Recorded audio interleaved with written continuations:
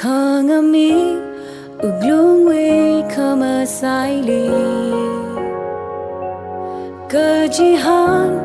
makalai ning kai vada Ning ngait bukhanga pa khana pui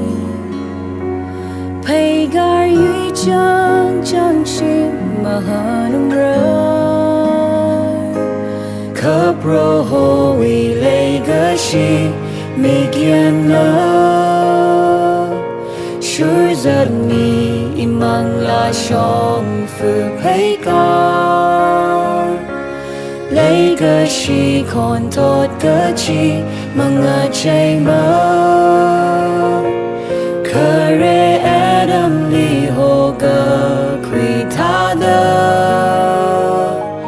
Imang la na shai legacy we call She sang a lukama shan we otsa Na we twing shiri we vang na da Kahang na da sure ching ra bro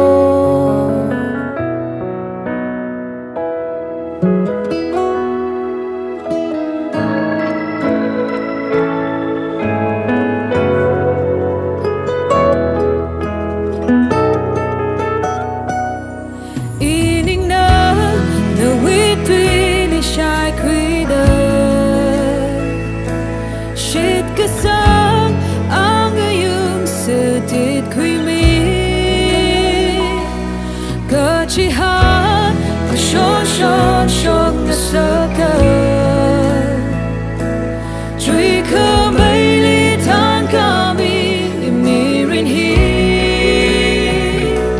Kaproho ilay kasi Migyan na Sure giật mi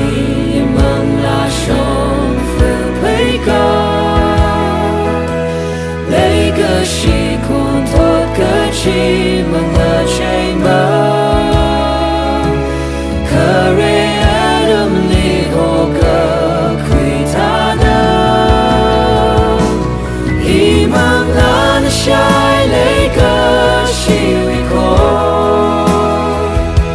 She sang a lukama shan we also Now we drink shiri we vang na da Kahang na da sure ching ra bro Imang la na shai legacy we call She sang a lukama shan we also Now we drink shiri we vang na da Kahang na da sure ching